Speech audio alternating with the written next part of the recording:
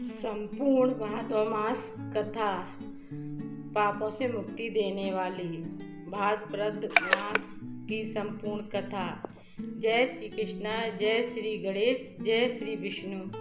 भाद्रपद मास, जिसे भादो भी कहा जाता है, हिंदू धर्म में अत्यंत पवित्र और महत्व का महीना माना जाता है। इस महीने को पुण्य प्राप्ति और पापों के नाश के लिए सर्वोत्तम माना गया है।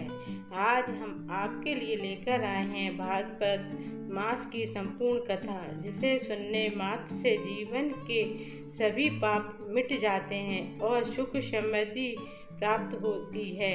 तो आइए भक्ति भाव से इस कथा का श्रवण करें। भाद्रपद मास का महत्व। भाद्रपद मास का उल्लेख कई पुराणों में मिलता है। यह महीना श्रावण मास के बाद आता है और वर्षा ऋतु के मध्य में पड़ता है। इस समय प्रकृति हरी भरी हो जाती है, जल के भरे तालाब और नदियाँ प्रभावित होती हैं। पुराणों के अनुसार जो व्यक्ति इस मास व्रत, पूजा, उपवास और कथा श्रवण करता है, वह जन्मांतर के पापों से मुक्त हो जाता है। इस माह को भगवान विष्णु, भगवान श्री कृष्ण और श्री गणेश के विशेष कृपा प्राप्त है। यही कारण कि इस माह में कई बड़े पर्व आते हैं, जैसे श्री कृष्ण जन्माष्टमी, गणेश चतुर्थी, राधा अष्टमी, अनंत चतुर्दशी। कथा की शुरुआत। एक समय की बात है जब धरती पर पाप और अधर्म बढ़ गया। लोग लोभ, मोह और क्रोध, हिंसा और व्यसनों में डूबने लगे। धर्म का पालन करने वाले लोग बहुत कम रह गए। देवताओं ने यह स्थिति देख भगवान विष्णु के समक्ष प्रार्थना की, हे नाथ, हे जगत पालक, संसार पापों से ग्रसित हो गया है, मनुष्य दुखों में डूब रहे हैं, उन्हें मोक्ष का मार्ग बताइए। तब भगवान विष्णु ने कहा, देवताओं, तुम चिंता मत करो। जो लोग भाद्रपद मास का व्रत करेंगे, कथा सुनेंगे, दान करेंगे, पूजा करेंगे, वे पाप मुक्त होकर मोक्ष को प्राप्त होंगे। इस माह का प्रत्येक दिन विशेष पुण्यदायी है। ब्राह्मण की कथा। एक नगर में एक ब्राह्मण रहता था। वह बहुत ही निर्धन और दुखी था। उसके घर में अन्न जल की कमी रहती थी। एक दिन वह दुखी मन से एक साधु के पास पहुंचा और कहा, महाराज, मैं अत्यंत परेशान हूँ। मेरे जीवन में ना तो सुख है और ना ही धन।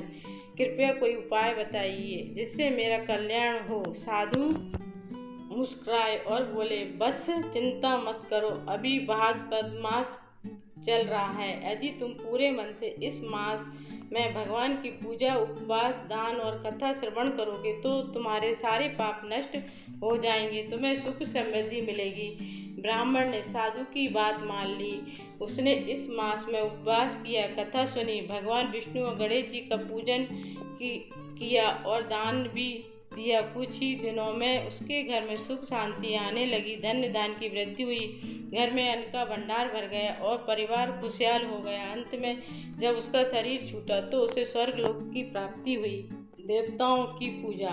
भाद्रपद मास में एक बार देवताओं ने भी भगवान विष्णु से विशेष वरदान पाया। कथा है कि जब दैत्यों ने देवताओं पर विजय प्राप्त कर ली तो देवता परेशान होकर भगवान विष्णु के पास पहुँचे। विष्णु भगवान ने कहा, भाद्रपद मास की अनंत चतुर्दशी को यदि तुम सब व्रत करोगे तो अनंत सूत्र धारण करोगे तो तुम्हें दैत्य पर विजय मिलेगी। देवताओं ने व्रत किया और परिणाम स्वरूप उनकी शक्ति दुगनी हो गई। उन्होंने दैत्यों को परास्त कर स्वर्ग लोक को पुनः प्राप्त किया।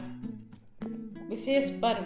श्री कृष्ण जन्माष्टमी। भाद्रपद कृष्ण पक्ष की अष्टमी को भगवान श्री कृष्ण का जन्म हुआ। इस दिन उपवास, रात्रि जागरण, झूला झूलने का विशेष महत्व है। इससे जन्मांतर के पाप मिटते हैं और भक्त को मोक्ष प्राप्त होता है।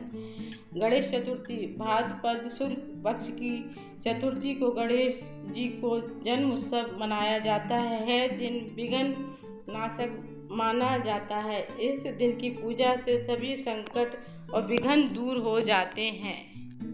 राधा अष्टमी। भाद्रपद शुक्ल पक्ष की अष्टमी को राधा रानी का प्रकट हुआ। इस दिन व्रत, पूजा से भक्ति, प्रेम और सौभाग्य की प्राप्ति होती है। अनंत चतुर्दशी भाद्रपद शुक्ल पक्ष की चतुर्थी को भगवान अनंत की पूजा की जाती है। इस दिन अनंत सूत धारण करने से असीम सुख और समृद्धि मिलती है। फलश्रुति भगवान विष्णु ने अंत में कहा, जो कोई इस मास में स्नान, दान, व्रत और कथा श्रवण करता है वह सभी पापों से मुक्त हो जाता है।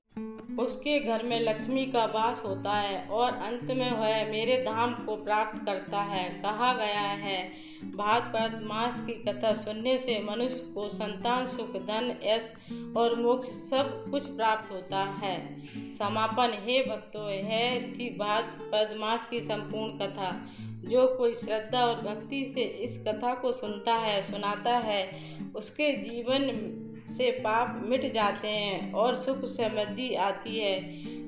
तो आप भी इस माह में व्रत, पूजा, दान और कथा का श्रवण अवश्य करें।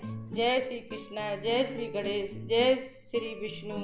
प्लीज़ मेरे चैनल को लाइक एवं सब्सक्राइब करें। धन्यवाद।